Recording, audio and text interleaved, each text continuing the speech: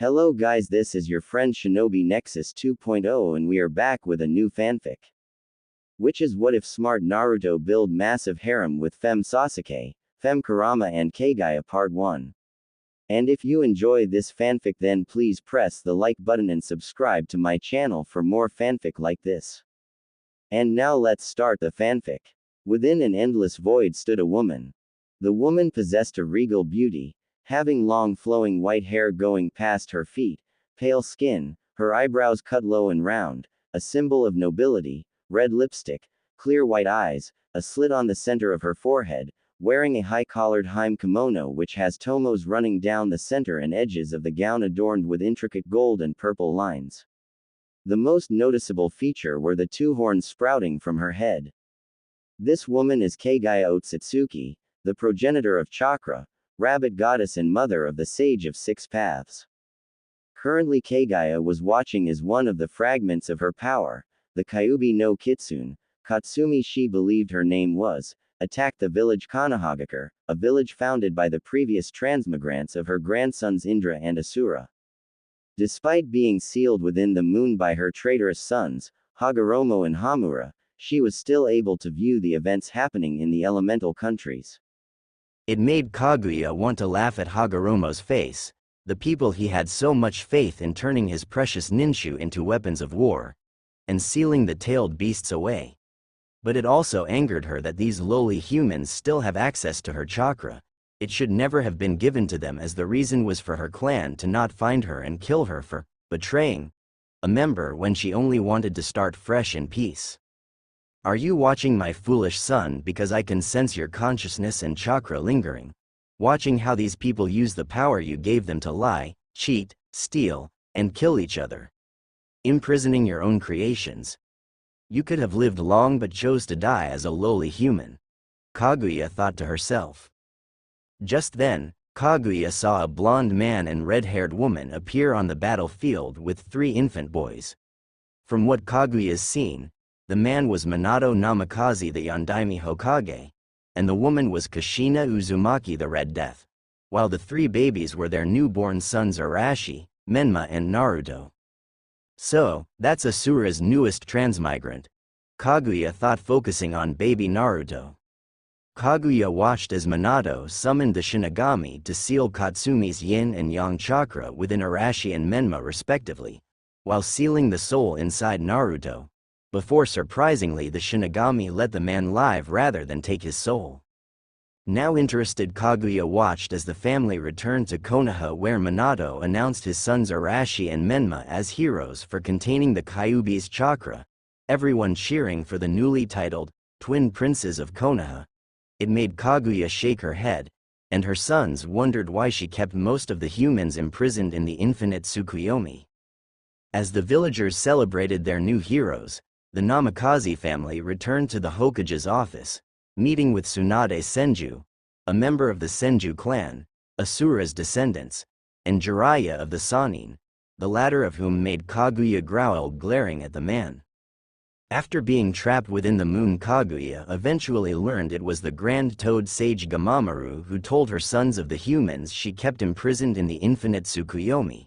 Since then she's had a burning hatred for all toads and anyone who summons them, swearing once she was free that she'd hunt down and slaughter those worthless creatures and their summoners by taking their chakra one by one. Kaguya watched and listened as Jiraiya told the new parents of a prophecy he received from the toads, of a child who bring peace to the elemental countries, making Kaguya groan in resignation when they all instantly decided Menma or Arashi was the prophecy child.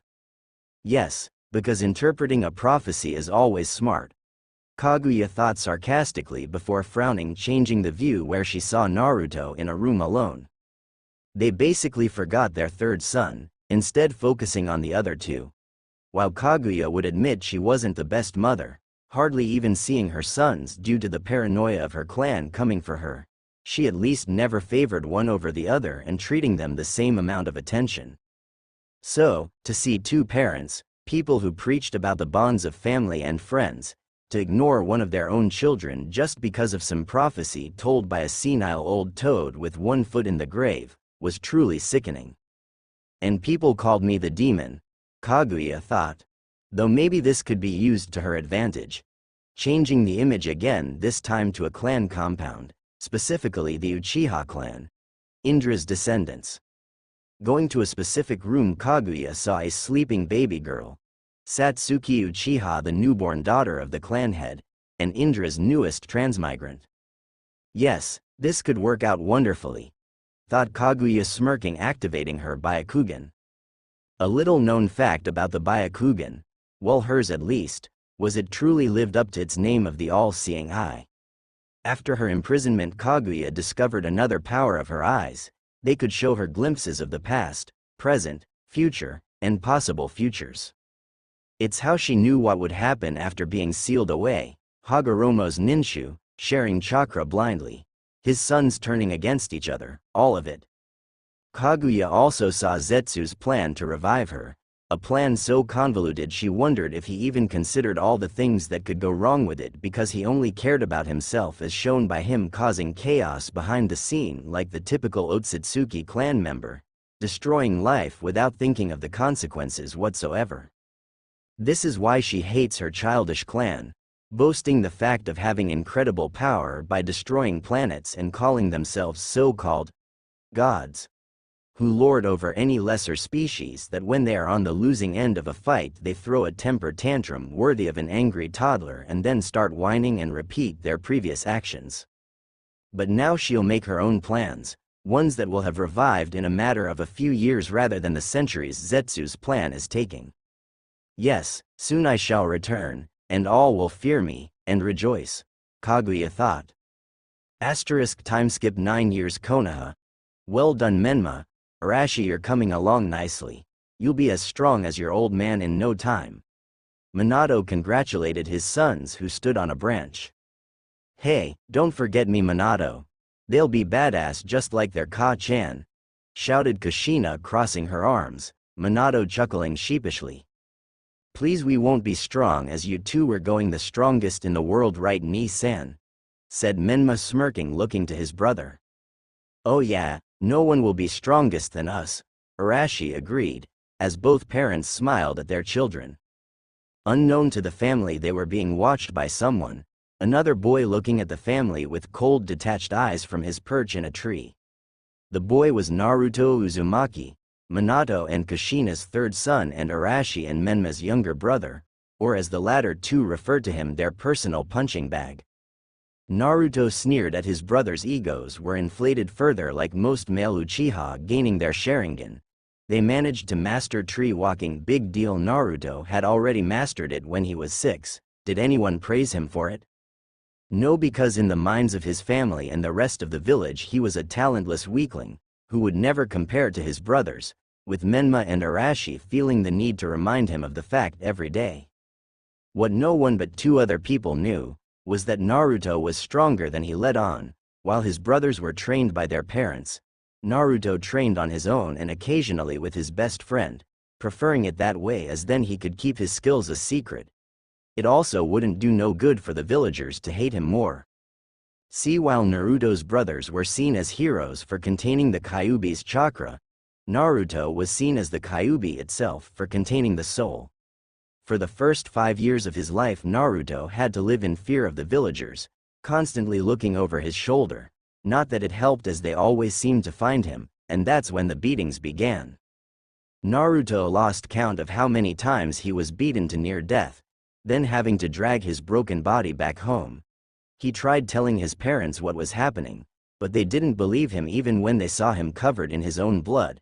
To his parents he was just a troublemaker that pranks people and gets in trouble, when really, it's Menma and Arashi that are the troublemakers who blame Naruto. He remembered when they were 4. Naruto had drawn a picture of the entire family and planned to show his parents in hope of them praising him for something. Though, he had gone to get some water, and when he came back he saw Arashi showing their parents the drawing, saying he made it for them. When Naruto said he was a liar and that the picture was his parents yelled at him for trying to take credit for his brother's hard work, and sent him to his room. That was the day Naruto began to resent his family. Another incident happened when they were 5. Menma had been running in the house, bumping into a standing holding their mother's favorite vase, knocking it down, breaking it. When Kushina saw it, Menma blamed Naruto, even though he wasn't even home at the time, too busy running from a mob, since the people of the world hated more the Kyuubi than the other tailed beasts, since is by far the only one so far who can actually use natural energy instantly, sense emotions, uses its cunning, and as the strongest at full power can beat the other 8 without breaking a sweat. When he got home, Kushina yelled at him for what Menma did, sending him to his room, telling him not come out until the next day. When Naruto tried arguing that he didn't do it, his mother, mad, actually hit him. Flashback: Naruto stared at his mother in shock, holding his face when her hand had connected, still processing that she had just hit him. Even if Naruto, who is half Uzumaki by genetics, he still follows the Uzumaki clan's creed by heart. Family above all. As an Uzumaki would do anything to defend and protect their family, even with their own life, and neglecting one is like treason. "Don't talk back to your Ka-san. Now go to your room and don't think to come down," shouted Kushina, glaring at Naruto. "She hit me, she actually hit me." Naruto thought briefly that his parent had yelled at him before but never actually hit him. Naruto's eyes soon went icy cold, and his face going blank. "Yes, Ka-sama," Naruto said coldly, startling Kushina a little. Walking up the stairs, Naruto caught sight of Menma smirking smugly at him, making him narrow his eyes. "Enjoy while you can, dear brother, but one day I will have you at my feet begging for mercy. Mercy that I won't give," Naruto thought darkly as his eyes turned red with black sclera. End flashback. Since then, Naruto has only ever talked to his parents when he needed to, only saying the bare minimum, and referring to them as Ka-sama and Tu-sama, even though he's long stopped considering them his parents. It was also after that Naruto began training on his own, refusing to even try asking his parents to train him as well. He had become colder to everyone, except 2 people, no longer caring about the villagers' opinion of him or earning his family's affection. It was another thing that set him apart from his brothers. While Arashi and Menma were loud and brash, preferring to be the center of attention, wearing bright clothes, Naruto was cold, aloof, and stayed in the shadows, wearing dark clothing. The 3 boys were also different in not just attitude but appearance. While Menma was a carbon copy of Minato with spiky blonde hair and blue eyes, Arashi had red hair like Kushina and lighter blue eyes. Naruto, on the other hand, had spiky black hair and dark blue eyes that bordered on black. His hair used to be blonde, but he dyes it black, wanting to distance himself from his family. The only thing the 3 had in common were their whisker marks. Suddenly Naruto heard footsteps approaching. Looking, Naruto smiled warmly at the person, a 6-year-old girl, with long crimson red hair tied in pigtails and bright purple eyes, wearing a white sundress. The girl looked a little before spotting Naruto in the tree, smiling brightly. "Ni-san," the girl shouted. Jumping down from his perch, Naruto landed in front of the girl, who instantly wrapped her arms around him. "Hey there, Rumi-chan," Naruto said, rubbing the girl's head. This was Narumi Namikaze, Naruto's little sister, along with one of the 2 people he cares about. When Naruto had first learned he was going to have another sibling, he was angry, thinking he was once again going to be passed off. But when he first laid eyes on Narumi, this small tiny little thing, any anger he would have had for her faded away, and he swore that no matter what he would always be there for his precious Imouto. "Can we go play, Ni-san?" asked Narumi, tilting her head cutely, though Naruto smiled sadly. "Sorry, Rumi-chan, I have to go meet Satsuki soon," Naruto said, Narumi looking down sadly. Narumi then yelped, feeling Naruto poke her forehead, smiling at her. "Maybe next time, Narumi-chan," said Naruto, Narumi nodding before hugging Naruto again. "Happy birthday, Ni-san," Narumi said before running off. "Oh right, it's my birthday," Naruto thought. It was his, Arashi, and Menma's 10th birthday, meaning he had to get gone soon, as this night was always guaranteed that he'll be attacked by a mob. That, and he just didn't want to be around sheep kissing his brother's asses. Later Naruto sat in a clearing behind the Hokage monument looking up at the full moon. Soon he heard the bushes rustling. Looking, Naruto saw a girl his age coming out brushing and stray leaves off. The girl had long waist-length black hair with a blue tint, onyx-colored eyes, pale skin, wearing white shorts, a navy blue high-collared shirt with the Uchiha symbol on the back, and blue kunoichi sandals. "Satsuki-chan." Naruto greeted, giving a two-finger salute. "Oh, you're here already. Sorry if I kept you waiting," said Satsuki, Naruto waving it off. "It's fine, I haven't been waiting that long," Naruto replied, a small smile as he looked at the girl. Satsuki Uchiha, Naruto's first and best friend. They had met each other 3 years ago, when she had caught him training alone. After that, they always trained with each other whenever they could, Satsuki even inviting him over to her home a few times. Her mother Makoto was a nice woman, always asking him how he was and even supervising his and Satsuki's training. Naruto would even say she was more of a mother to him than Kushina ever was. Her father Fugaku was fine, but Naruto sensed his emotions that included mostly disappointment and regret, even if he doesn't show it, while her brother Itachi was alright, if a tad creepy, along with Naruto not really trusting him considering he was in Anbu and reported to Minato. Though 2 years later, a tragedy struck, the entire Uchiha clan, besides Satsuki, was massacred by Itachi. Something was suspicious about the massacre, that how only one person could kill the majority of the clan even with their guard down on one night. Not even Itachi could have killed the police force, that some were twice his age, and how could the Hokage and the elders would accept it when there were more peaceful options to avoid a coup? Even Danzo would have kidnapped the children to turn them into his emotionless root nins. After that, Satsuki shut out everyone, except Naruto, who refused to leave her side the entire time. Though she didn't show it, Satsuki was grateful for Naruto staying by her side. It also didn't help that everyone began treating her the same as Naruto's brothers, only she had it worst, being a girl, with several people trying to get control of her being the heiress of the Uchiha clan, and even some people on the council wanting to turn her into breeding stock to repopulate the Uchiha clan. She'd sooner go rogue than let that happen. Besides, she's only interested in one guy, Satsuki idly thought, glancing at Naruto. Sitting beside Naruto, they both looked up at the moon, nothing needing to be said. "So, how are they?" asked Satsuki after a while. "The same. I heard the pervert and the hag were going to let them sign the toad and slug contracts," Naruto responded, Satsuki nodding, aware of Naruto's less than stellar relationship with his family. Just then they both noticed something strange. "Naruto-kun, is it just me or is the moon turning red?" Satsuki said.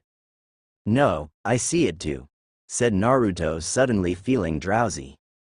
"Oh, good eye, though it was just me." Satsuki trailed off before she and Naruto fell asleep. While the full moon took on a completely red appearance with black concentric rings and 9 tomos, 3 in each ring. Moon opening his eyes, Naruto groaned, rubbing his head, looking around, frowning, seeing he wasn't back where he was. It was in a large forest clearing, and it was daytime. His eyes then fell Satsuki waking up a short distance away. What just happened? Where are we?" Satsuki said. "I don't know," said Naruto, just as confused. "I believe I can answer that," a female voice said, making Naruto and Satsuki whirl around to the source. They saw the person approaching them was Kaguya. "Who are you and where are we?" demanded Naruto, moving in front of Satsuki. "Well, that's rude making demands, but if you must know, I am Kaguya Otsutsuki. As to where you are, this is the moon. Or at least the inside of the moon, my prison," Kaguya said, getting skeptical looks from both children. "Okay. Then why are we here?" Satsuki questioned, Kaguya walking around. "That would be my doing. You see, I've watched you both, Naruto Uzumaki and Satsuki Uchiha, from the moments of your birth. You both have faced many hardships, Naruto being neglected by your family in favor of your brothers who treat you as less than dirt, And you Satsuki, who has lost your entire family to your own brother and seen as nothing but a tool by people who seek to take advantage of you," Kaguya said, shocking both of them at how much she knew. "Well, if you know all that, but you still haven't told us why we're here," said Naruto. "To tell you that I'd have to start at the beginning, from when I first arrived on this planet," began Kaguya. Kaguya then proceeded to tell Naruto and Satsuki everything that happened from when she first landed on the planet with Ishiki, betrayed him, devouring the Shinju fruit, her sons, merging with the Shinju, everything she witnessed from her prison, Indra and Asura's endless conflict and transmigrants, all the way up to the Kyuubi attack. When she finished, Naruto summed up both their thoughts. "No offense, but your son is a dumbass," Naruto deadpanned. "Who gives people power to basically do anything, and not expect them to use it to kill each other better? Hagoromo basically everyone weapons and told them not to kill each other with them," Naruto said. Kaguya smiled at that, not taking any offense, knowing it's true her sons were both naive in their thinking. "None taken. I know my son was foolish to give humanity chakra. He thought it would help bring peace, when really he helped set the seeds of war. A path his sons, my grandsons, followed. That also brings me to why I wanted to speak with you both, and you see you two are the newest transmigrants of Asura and Indra," Kaguya revealed, surprising them both. "You mean to tell us, we have your grandsons inside us?" Satsuki said, not at all pleased to learn some guy's soul was inside her. "Yes and no, since you only have their chakras, because if you were actually them you would have stopped fighting long ago," responded Kaguya. "Then how come we don't act like them? From what you've told us, all of Asura's transmigrants wanted to bring peace, while Indra's wanted rule, and they all hated each other?" Naruto questioned. "You can thank me for that. You see, while I am trapped here, I can still influence certain things, such as channeling small portions of my chakra into you both throughout your lives, suppressing both Indra and Asura. If I had not done this, you Naruto would have been a forgiving fool who forgave every bad thing done to you and obsessed with peace, while you Satsuki a revenge-driven person only caring about completing your own goals and gaining more power," said Kaguya, both grimacing at the mental images conjured while looking at their dominant arms. "Well, thanks for that, but you still haven't told us the reason you wanted to meet us," said Naruto. "I'm getting to that. You see, I have watched as my world has been torn apart all because of my son's foolish decisions, and I'm tired of it, and seeing my chakra used by those unworthy. What I want is for you both to join me, free me, and help reclaim all my chakra. In exchange, you both shall be allowed to keep your chakra. I will also awaken both Indra and Asura's dormant powers within you, along with removing any influence they could have over you both. In addition, I can make you two into pure-blooded Otsutsuki like me as well. Think about it, you both would finally be the ones with the power, and make those who mocked you or seek to use you pay in the worst way possible, taking away their power. Even gaining immortality as a bonus," Kaguya said. Both thought about it, Naruto picturing his family defeated at his feet, powerless without their chakra, crushing everyone in Konoha, while Satsuki imagined being even closer to finally killing Itachi and avenging her clan. Especially to never die under normal circumstances and to start fresh at the same time. "Narumi gets to keep her chakra," said Naruto, refusing to hurt his sister in any way. "Done." Kaguya agreed. "You'll evolve my Sharingan into the Mangekyo," Satsuki added, not willing to risk killing or seeing Naruto dying to awaken the Mangekyo, especially since it would have led her to blindness. "Of course," said Kaguya, "and we will be equals in this. We won't be anyone's servants or underlings," said Naruto. "Yes. So, do we have an agreement?" Kaguya said.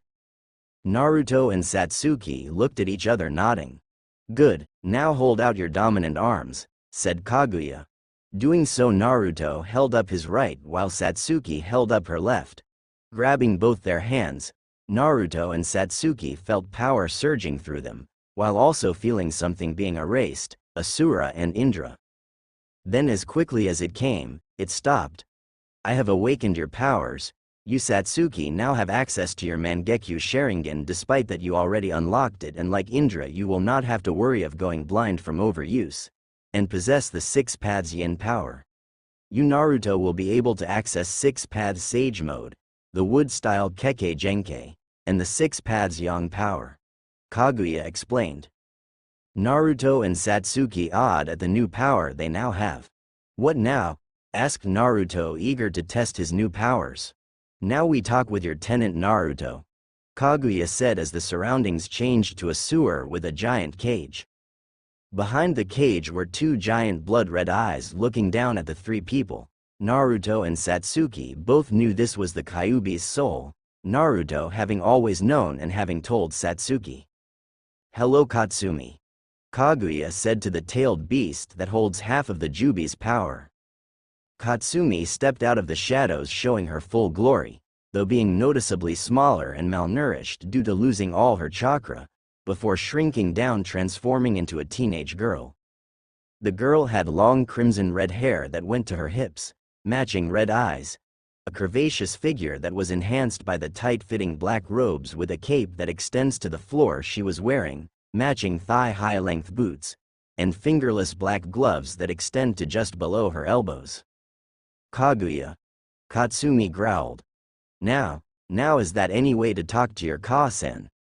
Kaguya said mockingly, much to Naruto and Satsuki's surprise. Don't flatter yourself, you psychotic bitch, scoffed Katsumi, turning away. Oh, pity, and here I was going to offer to restore your chakra, but if you don't want to listen then I'll just reabsorb you. Kaguya stepping forward, Katsumi now shaking her head fearfully. Wait. Let's not do anything rash, I'll hear you out, alright, said Katsumi, not wanting to be absorbed back into Kaguya. She never wanted to become part of the Jubi again, she enjoyed being alive, aside from being sealed away 3 times and controlled twice. Good girl. Now my offer is that I'll restore you to full power, free you from the seal, and make it so you can never be sealed again. In exchange you will stay with Naruto and Satsuki to help them in my resurrection. Kaguya said, Katsumi narrowing her eyes. And what about my siblings? Questioned Katsumi. While they may not always get along, they're still family, even if she was arrogant due to boasting about having more tails means more powerful, but they are the only family she has left. They will be sealed within the demonic statue of the outer path, to become part of me once again, Kaguya said as if it was obvious. No way. Unless you agree to leave them alone, I'm not helping, Katsumi said, Kaguya feeling her eye twitch. Fine, I will make a compromise, as I'll take the majority of your siblings' chakra, leaving behind small portions so they may replenish it over time, letting them live, said Kaguya, since all she really needed was the tailed beast's chakra, not their souls. Katsumi nodded reluctantly. It was better than all of them simply becoming the Jubi again. And what about me? Am I just supposed to hand over my chakra after I get it back? Katsumi said, Kaguya raising a delicate brow.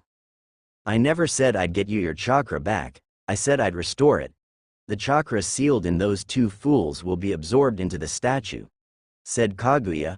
Katsumi nodding slowly, thinking it's better than just losing her chakra again, even if she blames herself in secret due to her arrogance and pride. Though still, the old man did everything he could to seal Kaguya away. Could she really turn her back on the man who created her, her own father? Kaguya noticed Katsumi's hesitant, and knew it was due to her loyalty to her son, but Kaguya knew how to break that loyalty. If you're worried about betraying my son, tell me, would it not be fair after all the times he betrayed you and the other tailed beasts? Said Kaguya, Katsumi growling at her, wishing she wasn't locked behind the cage. The old man never betrayed us. He's the one who freed us from you and the Jubi, Katsumi growled. Really, are you sure his intentions were pure? That you didn't trade one cage for another? Countered Kaguya. Think about it, Katsumi. Hagoromo kept the Jubi sealed inside him until the end of his life, after he had already given everyone chakra, after both Asura and Indra were grown men strong enough with the 2 abilities to control the tailed beasts, the Sharingan and wood style. Now look at you all trapped and treated as nothing but objects and weapons, all by the same people Hagoromo saw fit to give chakra to. Then there's Indra and Asura. I believe you knew their previous transmigrants Madara Uchiha and Hashirama Senju. Madara treated you as his pet while controlling you with his eyes, while Hashirama captured you and your siblings, selling you off to the other villagers and then having his wife seal you away.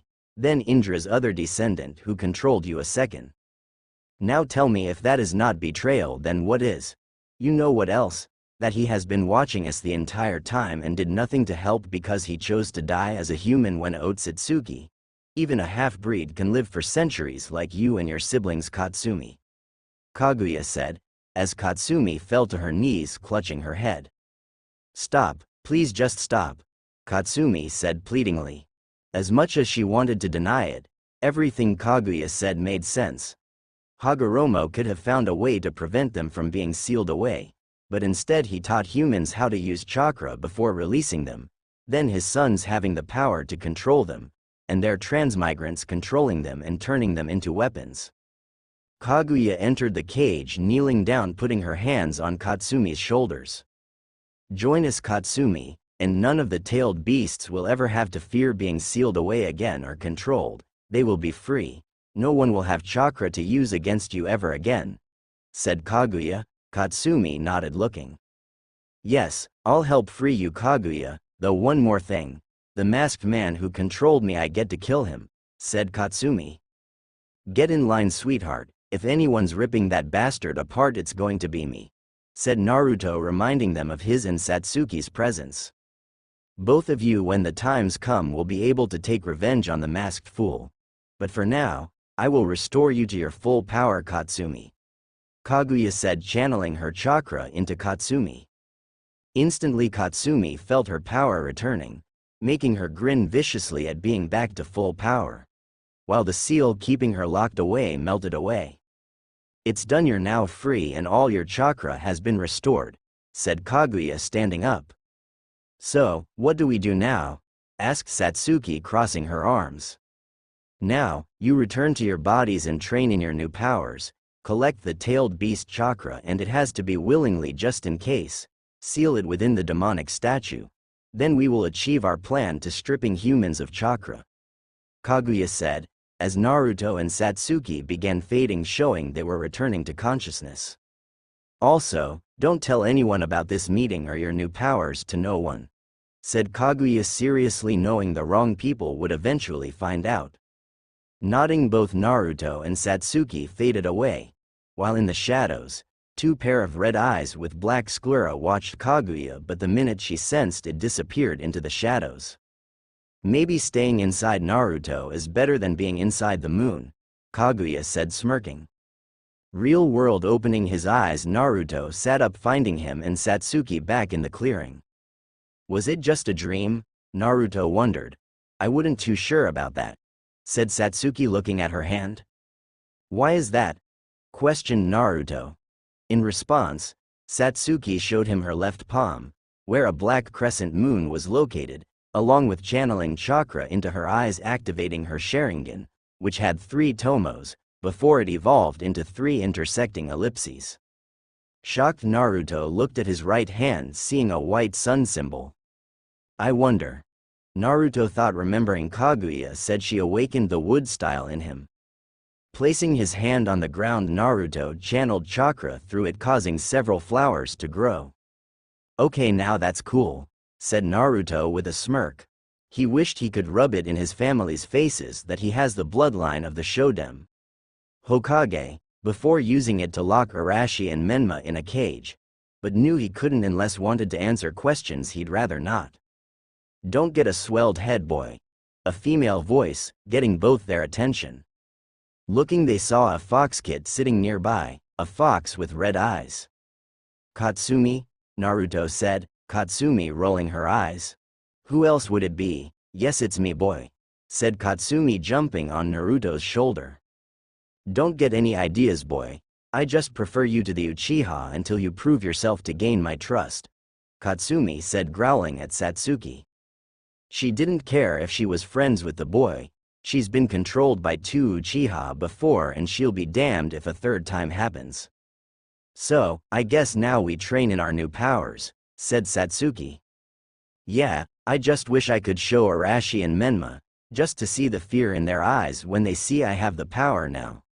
Naruto said, a sadistic gleam in his dark blue eyes. Well, try to control yourself, you'll get your chance eventually, for now just be patient, Satsuki said, Naruto nodding reluctantly. Fine, though we should probably get going. Though tomorrow we'll start training, said Naruto, Satsuki nodding in agreement. No one in the elemental countries could be aware of the consequences of what happened that night, for that one meeting marked the beginning of the end. The end of the shinobi era. 4 years have passed since Naruto and Satsuki's meeting with Kaguya, since they have trained in secret to master their new abilities. For Satsuki it was easy as she had access to the Uchiha clan's jutsu library, along with the scrolls on the Mangekyo Sharingan to learn what abilities it granted her. Though she could only get so far with scrolls and the only people she knew who awakened the Mangekyo were her cousin Shisui Uchiha and her brother Itachi, the former of whom was dead while the latter Satsuki intended to kill. It didn't help that while she wouldn't go blind from overuse of her Mangekyo, it still put a strain on her eyes that temporarily rendered her disoriented. Naruto meanwhile had it harder as he couldn't risk going to his own family's jutsu library, along with it not having any scrolls on the wood style. Luckily that was easily solved by breaking into the Senju compound, with the only living Senju, Tsunade, not staying in the compound. But Naruto learned quickly before he could learn wood style. He first had to master water and earth style, the 2 elements that made up wood style. On top of training, they also had to track down the other Jinchuriki and the demonic statue, which apparently was no longer in the moon, meaning someone possessing the Rinnegan managed to summon it. Now one would think with so much to do it'd take several years to even come close to learning to master all these abilities. If not for something Naruto learned during his escapade into the Senju compound, a handy little jutsu invented by the Nidaime Hokage. Shadow Clone Jutsu. A jutsu Tobirama created after witnessing his brother's wood clone jutsu. The jutsu itself creates physical copies of the user, with each clone having an equal amount of chakra from the original. The clones are able to perform jutsu and fight, though one good hit will cause them to dispel. But what really had Naruto's attention was the Shadow Clone Jutsu's other ability. Anything a clone learns or experiences was transferred back to the original. So, if someone created a single clone and both the clone and original trained for an hour, then the clone dispels, the person would feel like they trained for 2 hours. With shadow clones, Naruto and Satsuki would be able to cut years' worth of training into only a few months.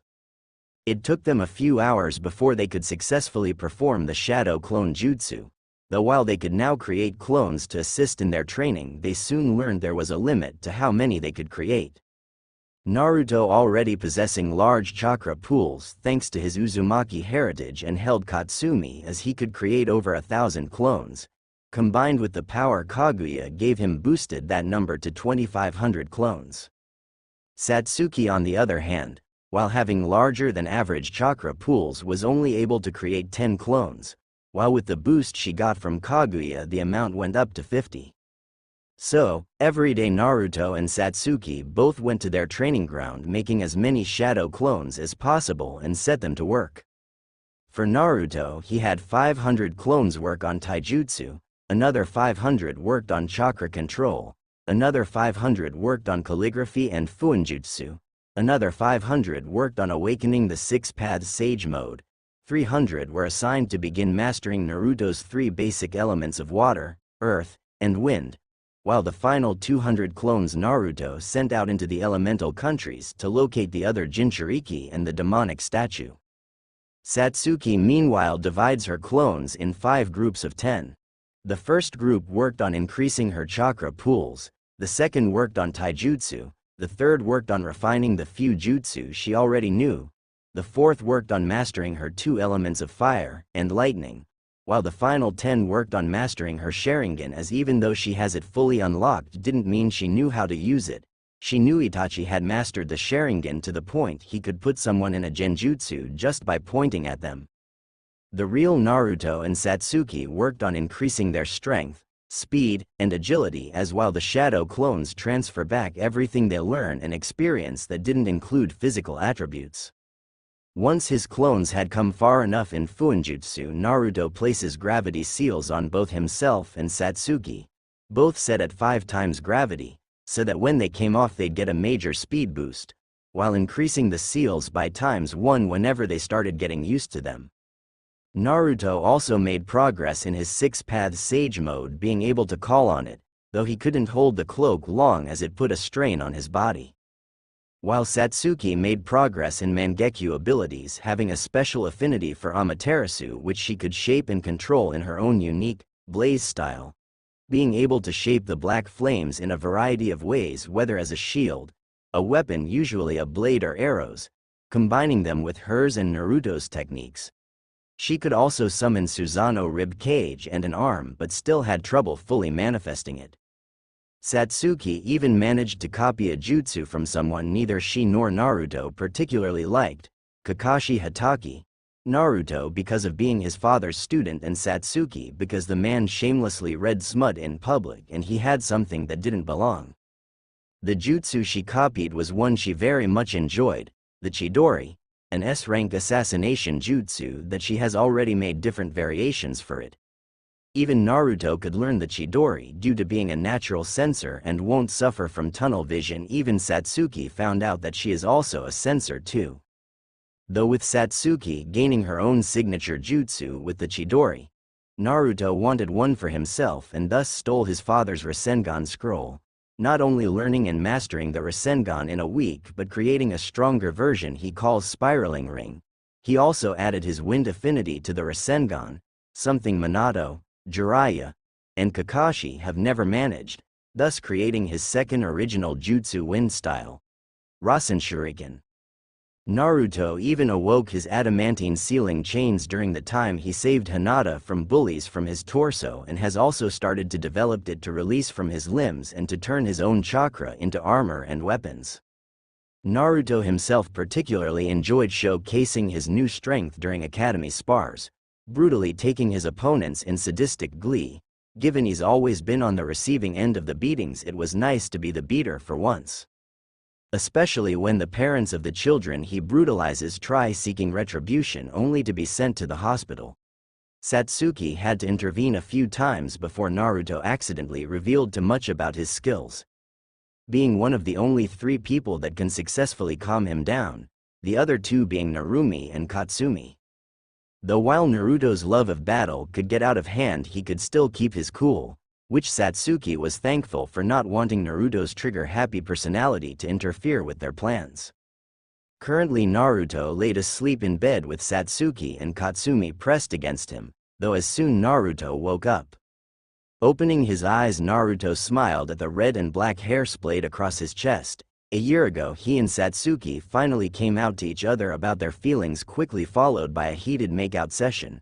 A few months later Katsumi revealed she had developed feelings for Naruto, and both she and Satsuki had agreed to share him after much arguing with Naruto, making sure they didn't kill each other.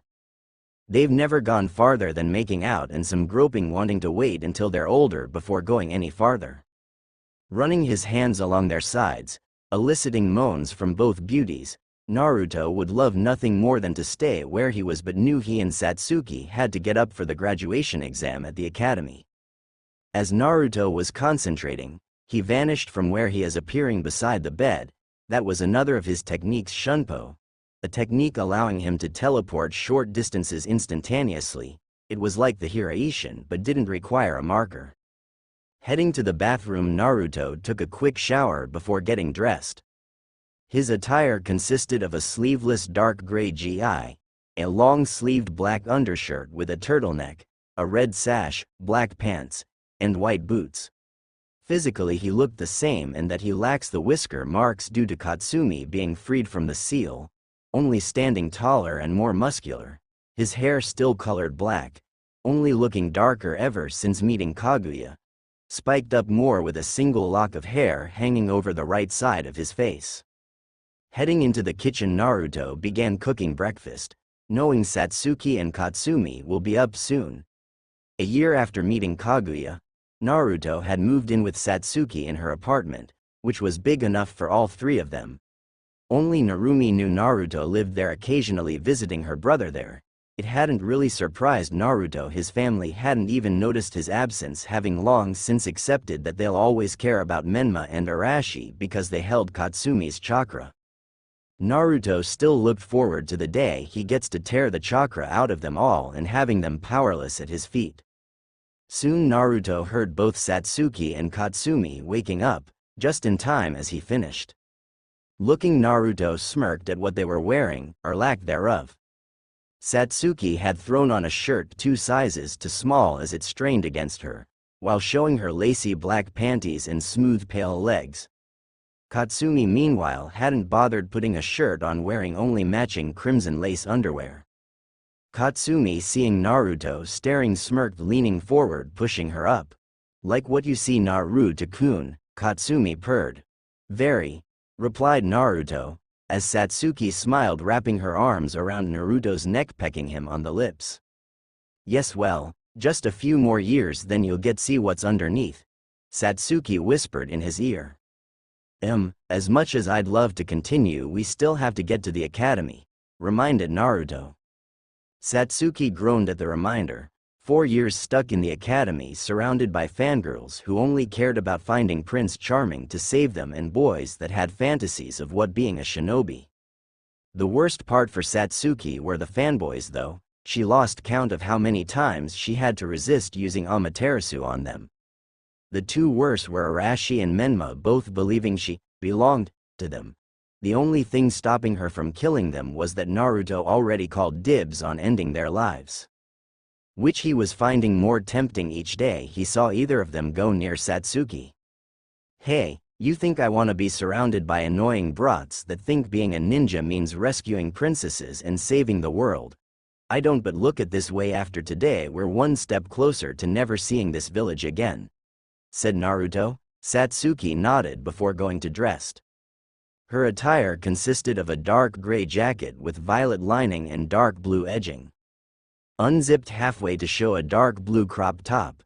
The coat has darker gray short sleeves, a thick collar that completely encircles her neck, and 2 long dark blue trimmed rectangular tails which are detachable.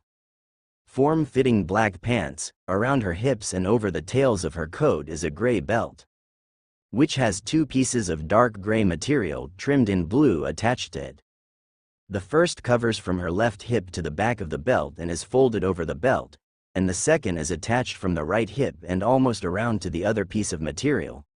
Knee-high black boots with metal caps on the heel and toe, with the heel cap attaching to a violet strap across the front of her ankle, and a gold zipper on the upper half of the front of the boots.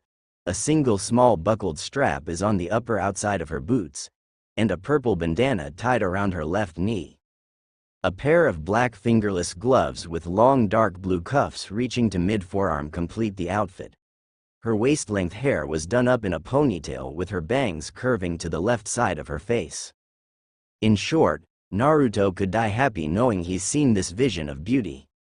With that, all three ate breakfast before heading to the academy, Katsumi transforming into her fox form and jumping on Naruto's shoulder. When they arrived, they took their seats at the back of the class, blocking out the noisy students. It wasn't long until the door opened again, and walking in like they owned the place was none other than Menma and Arashi, both wearing matching arrogant smirks. Naruto shook his head when he saw they were wearing blindingly bright blue and neon orange jumpsuits. The only thing missing was bright flashing signs saying, "Here I am, please kill me," above their heads. "I swear, how is I, Naruto-kun, related to those idiots?" Naruto and Satsuki both thought, though they were pulled from their thoughts when they heard what sounded like a stampede coming down the hall, making Satsuki groan. Soon the door was slammed open and 2 blurs, one pink and one blonde, burst into the room. "Ha, I win forehead," shouted the blonde. "As if pig my foot went through the door first," the pink shouted. Bang! Naruto patted Satsuki comfortingly as she repeatedly banged her head on the desk. The reason being the two girls that just entered, Sakura Haruno and Ino Yamanaka, two of the worst fangirls for Arashi and Menma, and insults to real kunoichi. Whenever Satsuki saw them, she would be reminded of when her mother would come home ranting about how fangirls are the reason real kunoichi aren't taken seriously, and the injustice of them being allowed to become ninja.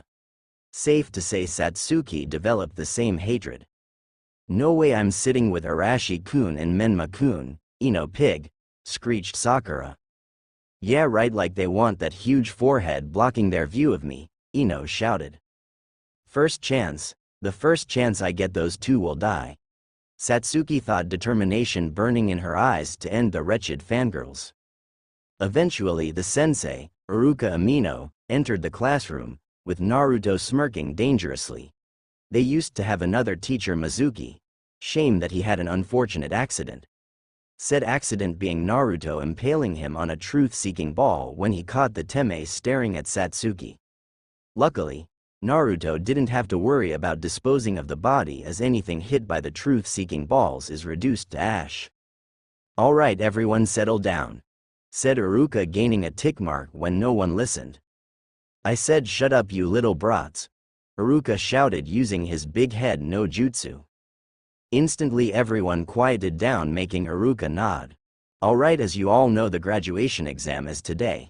First is the written test, then the practical test where you'll show your mastery of the substitution, transformation, and clone jutsus. We will begin the written test now, said Iruka before passing out the tests. The test lasted an hour, with Naruto and Satsuki finishing at the same time, followed shortly by Sakura. Once the test was finished, Iruka collected the papers and started the practical test. When I call your name, come into the back room and demonstrate the 3 jutsu and receive your forehead protector if you pass. Shino Aburame, called Iruka, said boy going into the room, coming out shortly with a headband around his forehead. On it went Iruka, called students, some coming out with headbands, some not, looking down sadly at failing, a few even running out crying. Satsuki Uchiha, Iruka called. Good luck, said Naruto smiling at her, which Satsuki returned. You too, Satsuki said walking down the steps. Hope we're on the same team, Satsuki-chan, said Menma as he and Arashi leered at her figure, both sporting forehead protectors tied around their heads, sending shivers up her spine, and not the pleasurable ones Naruto gives her, the kind where she needs a shower. Naruto glared at his brothers, mentally counting to 1,000 to resist ripping their throat out, while Katsumi nuzzled his cheek to calm him down, Naruto nodding in thanks. Satsuki entered the room, seeing Iruka behind a table with multiple headbands and a clipboard in hand. Alright Satsuki, perform the substitution, transformation, and finally create 3 clones, Iruka said. Crossing her arms, Satsuki wordlessly switched places with a chair and switched back. Next she transformed into her mother, Makoto Uchiha, in her kunoichi gear. Finally, she made a half-ram seal, creating 3 shadow clones. Iruka stared shock. Not only had she performed the substitution and transformation without hand seals, something not even Menma or Arashi could do, even trained by some of the strongest ninja in Konoha, but then demonstrated B-rank forbidden jutsu with ease. So, do I pass? Satsuki said rhetorically. Oh, why yes of course Satsuki. Here's your headband, said Iruka, handing Satsuki a headband, missing the sneer she gave it before tying it loosely around her neck. Naruto Uzumaki, Iruka called once Satsuki exited the room. Naruto walked past Satsuki to the room, hearing Arashi say something. Good luck Otuto, sneered Arashi. Naruto ignored the comment, angering his brothers, hoping to get a rise from him, knowing neither could touch him. Entering the room, Iruka told Naruto the same thing as the others. Once again, Iruka was shocked when Naruto performed the substitution and transformation without seals before making 3 shadow clones. Could Naruto and Satsuki have trained together? Iruka wondered, handing Naruto a headband that he tied around his left arm. Later, Naruto and Satsuki walked out of the academy after all the students had been tested. Moving there through the crowd of parents either congratulating the children who passed or comforting the ones who failed. Though Naruto stopped short of the gate when he saw his parents congratulating Menma and Arashi for graduating. While Naruto no longer cares for earning the Namikaze family or the rest of their ilk's affection, he supposed now he just found them pathetic. Pathetic in that they're so focused on fulfilling some half-baked prophecy spoken by a senile toad about some miracle child that'd bring peace to the world. "Hey, are you alright?" asked Satsuki, shaking him a little. "Yeah, just contemplating how delusional they all are," Naruto replied. Suddenly Naruto was tackled by a red blur, nearly knocking him down. "Ni-san, you passed. I knew you would. I just knew it," cheered Narumi, as Naruto smiled, patting his sister's back. "Of course, I passed. Did you expect anything less?" Naruto said. "What about me, Narumi-chan? I passed too," said Satsuki, as Narumi let go of Naruto and hugged Satsuki. "I knew you'd pass to Satsuki-ne," Narumi said, looking up grinning widely, which Satsuki returned. When Satsuki had first met the little girl, she already knew she was hooked. Narumi was a breath of fresh air in a rather grim life. It helped that she now knew Naruto was good with children. After their first meeting, Narumi had taken to calling her Satsuki-ne, which warmed the Uchiha's heart. "Ni-san, now that you and Satsuki-ne are ninja, does that mean you're going to be going on missions now?" asked Narumi as the 10-year-old jumped on Naruto's back, arms wrapped around his neck, Katsumi jumping on Naruto's head. "Yep, but only after we're assigned a team, then we'll be going on missions," answered Naruto. "That means I won't get to see you as much anymore," Narumi muttered sadly. "You know, Narumi, me and Naruto were going to go out and celebrate graduating. Would you like to come?" Satsuki offered, making Narumi's face light up and nod rapidly. With that, the four, including Katsumi still in disguise, left the academy. Next day, and back here again. Naruto thought, tapping on the desk, his eyes closed, while Satsuki leaned back bored. While they've both graduated, they now had to be put on a team with a third member under a Jonin instructor, which sadly mean they had to endure the academy for one last day. Katsumi had chosen to stay home rather than join them. Iruka had already showed up and begun listing off the different teams. Now both were just waiting to see what team they were on. Team 7, Menma Namikaze, Arashi Namikaze, and Sakura Haruno under Kakashi Hatake, said Iruka. "Yeah, true love conquers all. In your face, Ino pig," shrieked Sakura, much to Naruto and Satsuki annoyance. "Don't," Naruto whispered to Satsuki without opening his eyes. "One word, that's all it'd take, and I'd have ended that howler monkey," hissed Satsuki, her Mangekyo Sharingan already activated, ready to unleash black flames on the fangirl. "As much as I'd love to see that, you do realize we'd be forced to make a quick escape for murder. So, just hold yourself back, and when the chance presents itself, you can incinerate as many fangirls as you want," said Naruto, Satsuki smiling sadistically at the thought. Team 13, Naruto Uzumaki, and Satsuki Uchiha under Kushina Uzumaki, said Iruka. Naruto's eyes snap open. "What?" growled Naruto, not expecting this. While he likes being on a team with Satsuki, his mother being his instructor though wasn't something he could tolerate.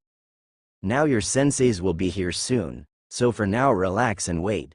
And once congratulations on becoming ninja of Konoha," said Iruka, leaving the classroom. It didn't take long before Kushina walked in with two other Jonin instructors. "Team 8 with me," said the red-eyed woman. "Team 10 with me," the man said. "Team 13 meet me at training ground 13, Kushina said before shining away. Naruto and Satsuki followed in a shunpo and a lightning shunshin respectively, surprising Kushina that they knew how to teleport. "Naruto, I didn't know you could use shunshin," said Kushina, looking at her son. "Yeah, there's a lot about me you don't know," Naruto said with more bite than intended, making Kushina flinch a little. "Anyway, let's start off by introducing each," your likes, dislikes, and hobbies. I'll start. My likes are ramen, pranking, training, and my family. Naruto scoffed at that. My dislikes are traitors, a certain masked teme, and boring people. My hobbies include training, pranking, and spending time with my family. Alright Naruto, you go next, said Kushina. My likes are training, Satsuki-chan, Narumi-chan, and Katsumi-chan. My dislikes are a masked teme, weaklings, and two annoying pests. My hobbies include training, and spending time with Satsuki-chan, Katsumi-chan, and Narumi-chan, said Naruto, Kushina nodding. Okay Satsuki, you next, Kushina said. My likes are the same as Naruto-kun's. My dislikes are a certain man, loudmouth losers, the color orange, and weaklings. My hobbies are training, said Satsuki. Alright, now then, usually this is the part where I'd say you aren't really genin and you'd have to pass a secret test, and blah, blah, blah. That all sounds rather boring, so instead, congratulations, we're officially Team 13, said Kushina, Satsuki sweat dropping while Naruto's eye twitched. This is the woman Ka-san told me was one of the deadliest kunoichi alive, Satsuki thought. I see where Menma and Arashi get their childish personality. Does that mean they got their overinflated egos from Namikaze? Naruto wondered mentally. Alright Team 13, let's go get our first mission, said Kushina, snapping them from their thoughts as all three walked to the Hokage's office. Timeskip 3 weeks. 3 weeks have passed since Naruto and Satsuki were put on Team 13 under Kushina. Since then they have done several missions. One thing both could be thankful of with Kushina as their sensei is that she absolutely refused to do D-rank missions, or as they called them, chores people are too lazy to do themselves. Seriously, they're ninja, trained to kill, not babysit children or walk dogs. So, they mostly did C-rank missions, usually escort or eliminating bandits, and when they weren't doing missions they had to train or spar with Kushina. Neither Naruto nor Satsuki enjoyed training with Kushina as it meant they had hold back from their full power, as to not reveal what they could really do. Currently they were heading to the Hokage's office to get another mission. After knocking, they entered seeing Minato with piles of paperwork on his desk. Ready for another mission, Minato-kun, said Kushina. Ah, Team 13, I was just about to call you anyway. Recently Team 7 has taken their first C-rank mission to the Land of Waves. Unfortunately the client lied about the mission's rank, though they chose to continue the mission. During the journey they ran into Zabuza Momochi. Kakashi was able to defeat him before a hunter nin showed up and took the body, but Kakashi believed it was Zabuza's accomplice and so has requested another team be sent as backup. So, Team 13, your mission to travel to the Land of Waves and assist Team 7 in protecting the bridge builder Tazuna, ordered Minato. Hi, we'll head out immediately, Kushina said before turning to her students. Alright team, meet at the gates in an hour after packing all the supplies you'll need for this mission, said Kushina, Naruto and Satsuki nodding before teleporting away to pack. However, Naruto made a quick stop at Anbu headquarters, sneaking into where they keep records of all the Anbu members and their completed missions. Let's see Anbu Weasel, where are, aha there you are, thought Naruto, grabbing the file. Opening, Naruto flipped through the different reports before stopping on the last one, the last mission Anbu Weasel aka Itachi Uchiha took before going rogue. The elimination of the Uchiha clan. With each word Naruto's eyes widened further. The Uchiha clan were planning coup to take over the village, with Itachi acting as the Hokage's spy and eventually agreeing to be the one to eliminate the Uchiha clan, on the condition that Satsuki wasn't to be harmed. Itachi sacrificed everything to prevent Konoha from being plunged into a civil war, one that would very likely lead to the Fourth Shinobi War, and to protect his little sister. Naruto sealed the file away, knowing he'd have to show Satsuki she deserved to know the real reason why her family was taken from her. Later gates, Naruto and Satsuki arrived at the gate, seeing Kushina already waiting for them. Alright team, let's move out, said Kushina, Instantly all three took off running towards Wave Country. Naruto and Satsuki sharing a look, nodding, knowing now was the perfect chance to enact their plan. Naruto and Satsuki looked around the land of waves, seeing the disrepair the town was in, with several people being on the streets. It's sad, isn't it? Seeing these people suffering like this because some tyrant, Kushina stated, Satsuki humming in thought with her arms crossed behind her back while Naruto remained silent. After a while, they arrived at the bridge builder Tazuna's house where Team 7 should be. Knocking on the door, the three waited a few moments before it was opened. A middle-aged woman. Yes, the woman asked. Hi, we're the backup team sent to assist Team 7. Kushina introduced, the woman gaining a look of realization. Oh, right, Kakashi did mention another team would be showing up. Please come in, I'm Tsunami, Tazuna's daughter. Tsunami said, stepping aside to let them. I'm Kushina Uzumaki. These are my students Satsuki Uchiha and my son Naruto Uzumaki, said Kushina, Naruto scoffing when she called him her son. Let's get this over with, Naruto muttered, brushing past both Kushina and Tsunami. Entering the living room, Naruto saw Menma, Arashi, Sakura, and Kakashi sitting around. Oh, how the mighty have fallen, Naruto commented, seeing the crutches next to Kakashi and Menma and Arashi looking a little worse for wear. His comment had their attention turned to him, his brothers and Sakura glaring at him, while Kakashi merely glanced at him before going back to his book.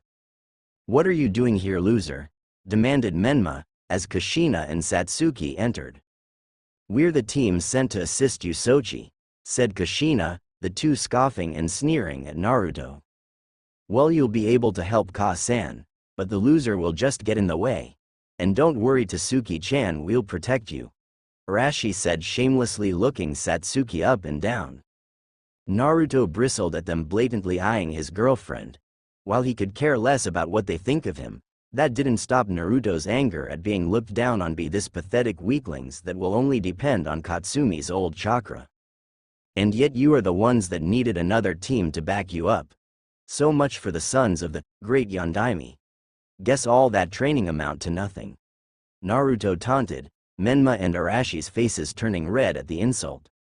Naruto, stop antagonizing your brothers this instant, Kushina scolded.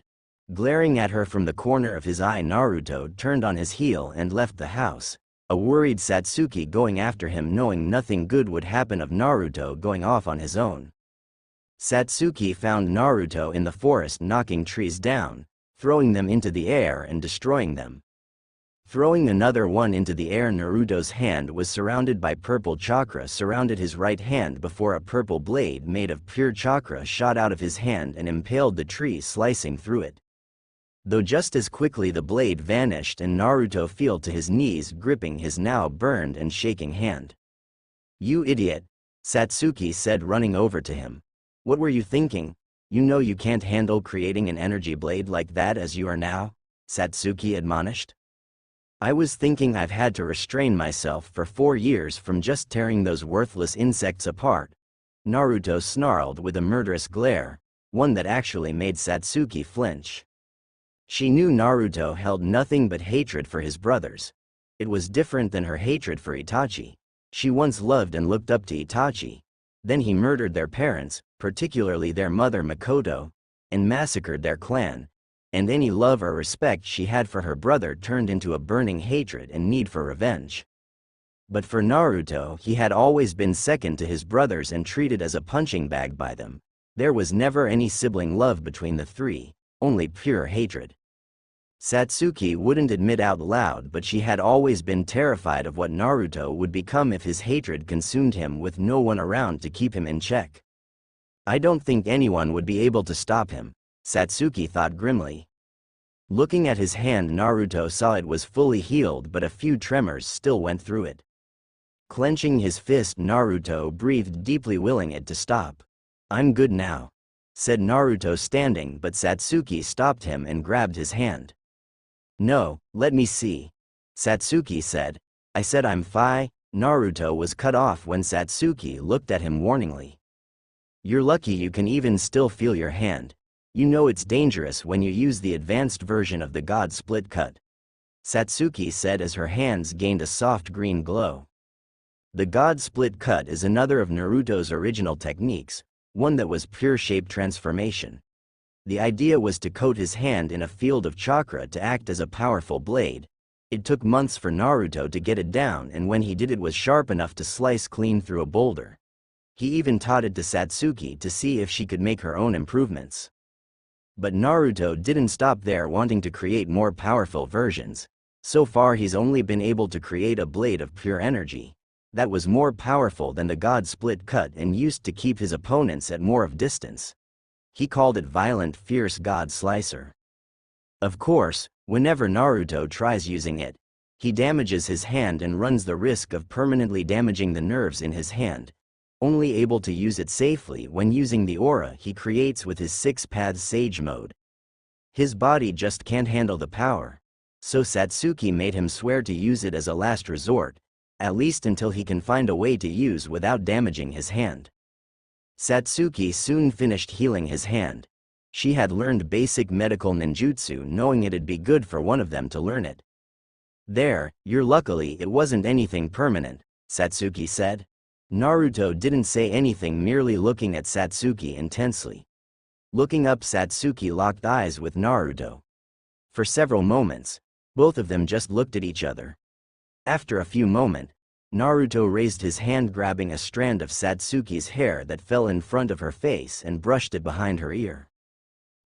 Satsuki said, a faint blush not used to Naruto doing anything like that.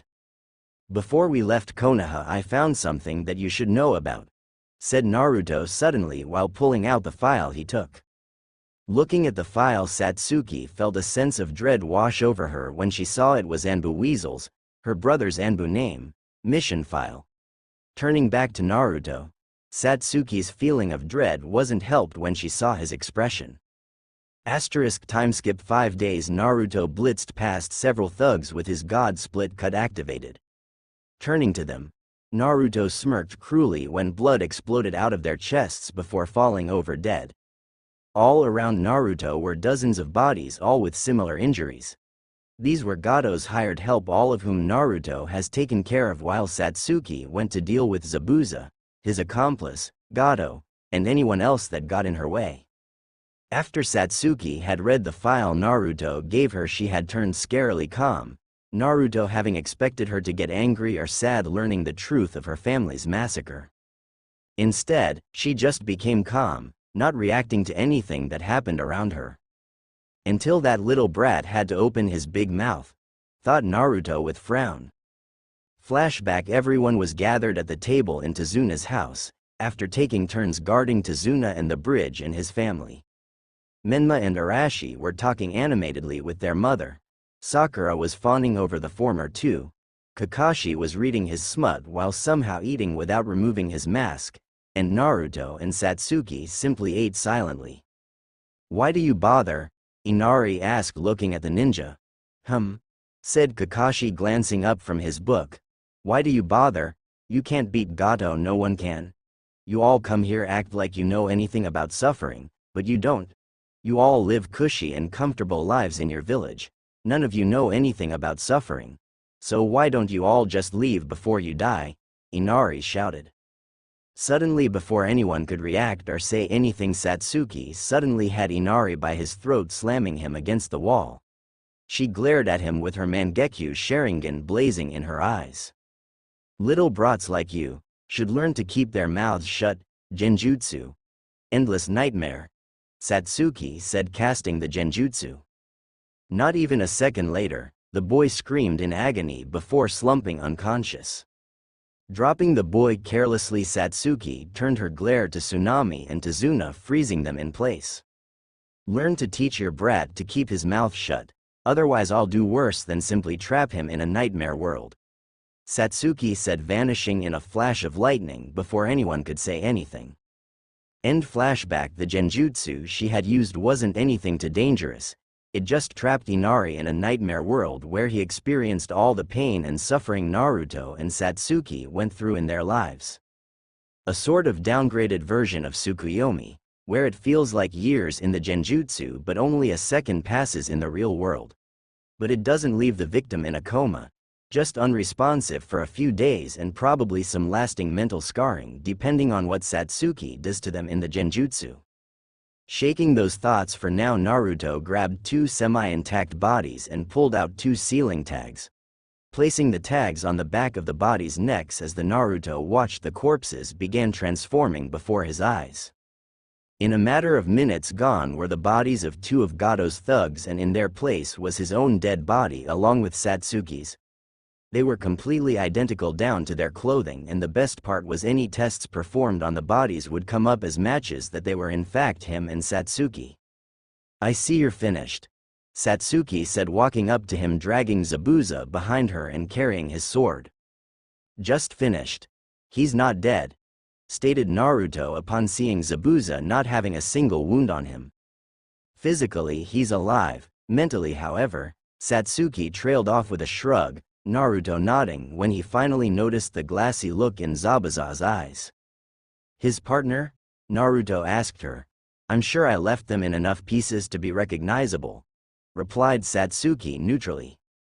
Unlike Naruto, Satsuki didn't find a sadistic pleasure in killing her opponents. The only people she'll enjoy killing are Itachi and everyone else involved with her clan's near extinction. While Satsuki now knew the truth behind why Itachi massacred their clan, that didn't lessen her hatred for him, it only increased along with now being directed at those who gave the order. Did Satsuki understand why Itachi did it? Yes, she did. If the Uchiha staged a coup that would have led to conflict in all of Konoha that could have potentially started the Fourth Shinobi War. But that didn't mean she didn't think that there could have been a better way. Instead, they killed all of her clan members, including the ones that had nothing to do with the coup, like the children, elderly, and all the others not involved. The only thing Satsuki wanted from Itachi was look him in the eye and know who it was that helped him massacre their clan. Then she'll drive a chidori through his heart and burn his body and eyes if someone tried to revive him. Nodding, Naruto pulled out another seal, this one a modified explosive seal, and placed it on Zabuza's chest. Satsuki meanwhile slashed at the disguised corpses with Kubikiribucho, make it as if they died at Zabuza's hand. "Ready?" Naruto asked, Satsuki nodding as she stabbed the Zanbato in the ground. With that, Naruto wrapped an arm around Satsuki's waist and shot up into the sky. While he might not be able to access Six-Path Sage Mode, he still had access to several of its abilities, such as flight. When the two were high enough in the air, they both looked at Gado's compound. Without a word, Naruto made a half-ram seal, detonating the explosive tag he put on Zabuza. The effect was instant as the entire compound and all the bodies were consumed in a massive fiery explosion, consuming everything it came in contact with. "That should get their attention," said Naruto, speaking of the Konoha ninja. "Let's get going. We have a lot to do. Locating the other Jinchuriki, finding the person who summoned the Gedo Mazo, and whoever has the Rinnegan to keep summoning it," Satsuki listed. "One problem at a time. How about finding a way to seal the tailed beasts into something until we can locate the statue?" said Naruto, wanting to focus on one thing at a time. "Very well. I believe it'd also be prudent to capture the Jinchuriki that aren't well liked in their villages. If they aren't liked, it'll be easier to take them and not worry about repercussions," Satsuki added. "Then your best bet would be the Jinchuriki in Suna, Iwa, and Taki. Those villages either only use their Jinchuriki as weapons or don't care about them. It'd be best to avoid the Jinchuriki in Kumo, as they're not only liked, but the Hachibi's Jinchuriki is the Raikage's brother and can access a full-tailed beast transformation," Katsumi said from within the seal. While she was free, she could still freely enter and exit Naruto's mind, having learned the living conditions from eavesdropping on conversations between Kushina and Minato.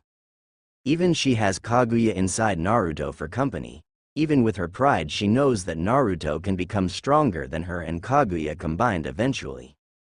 Sometimes it was useful. Her previous host was the wife of a Kage. You never know what you'll learn. Grunting in annoyance, Naruto frowned at the last part. He would have loved to go against a fully realized Jinchuriki. However, he knew his limits and wasn't about to go against an opponent that could crush him.